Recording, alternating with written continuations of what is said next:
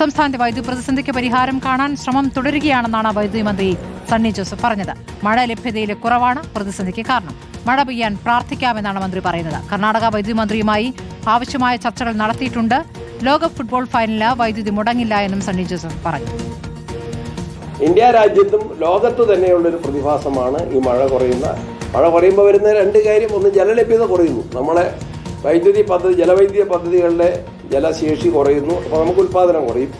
കേരളത്തിന് കിട്ടുമായിരുന്ന 4.29 പൈസയ്ക്ക്, 4 രൂപ കിട്ടുമായിരുന്ന ദീർഘകാല കരാർ അത് റദ്ദാക്കപ്പെട്ടതാണ് ഇതിൻ്റെ ഒരു പ്രതിസന്ധി. 465 മെഗാവാട്ട്. അതിനിപ്പം ഇന്നലെ കിട്ടിയിരിക്കുന്ന അനുവാദം കിട്ടിയിരിക്കുന്ന, കമ്മീഷൻ അനുവാദം കിട്ടിയിരിക്കുന്ന ആ സ്കീമിൽ നമ്മൾ 200 മെഗാവാട്ട് വാങ്ങുമ്പോൾ തന്നെ 850 കോടി രൂപ അതിനായിട്ട് നമ്മൾ ഇൻവെസ്റ്റ് ചെയ്യുന്നുണ്ട്. കറണ്ട് പോയാലും നമുക്ക് എന്തെങ്കിലും നോക്കാം, പോകാതിരിക്കാം, പ്രാർത്ഥിക്കാം, പ്രവർത്തിക്കാം. അർജുൻ കല്യാട് വിവരങ്ങളുമായി. അർജുൻ, ഇപ്പോൾ വൈദ്യുതി പ്രതിസന്ധിയിൽ അടിയന്തരമായി 200 മെഗാവാട്ട് വൈദ്യുതി വാങ്ങുന്നുണ്ട്. അതല്ലാതെ പരിഹാര ശ്രമങ്ങൾ എങ്ങനെയാണ്? ഈ കർണാടകയുമായുള്ള ചർച്ചയുമായി ബന്ധപ്പെട്ട് മന്ത്രി എന്താണ് വിശദീകരിച്ചത് അർജുൻ?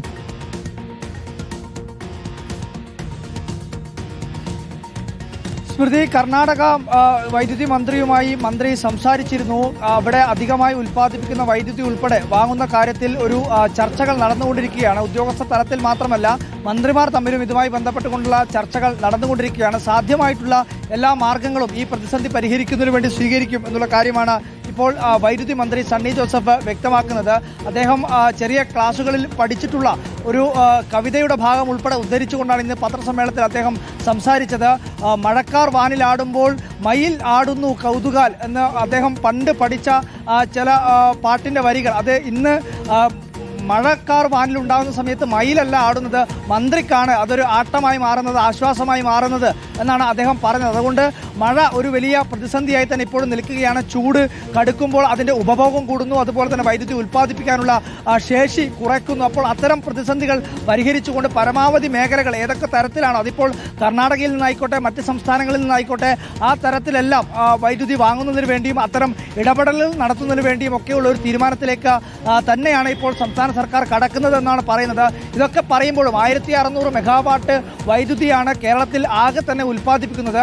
കേന്ദ്രത്തിന്റെ വിഹിതം കൂടി ചേർത്ത് കഴിഞ്ഞാൽ ഏകദേശം ഒരു 3000 മെഗാവാട്ട് വൈദ്യുതിയിലേക്ക് എത്താൻ വേണ്ടി കഴിയും. പക്ഷേ കേരളത്തിന്റെ ഉപഭോഗം എന്ന് പറയുന്നത് 4500 മുതൽ 5000 മെഗാവാട്ട് വരെയുള്ള വൈദ്യുതിയാണ്. അപ്പോൾ സ്വാഭാവികമായും ഈ അധികമായി വരുന്ന വൈദ്യുതി കണ്ടെത്തേണ്ടുന്നത് വലിയ രീതിയിലുള്ള ഒരു പ്രശ്നമായി നിൽക്കുകയാണ്.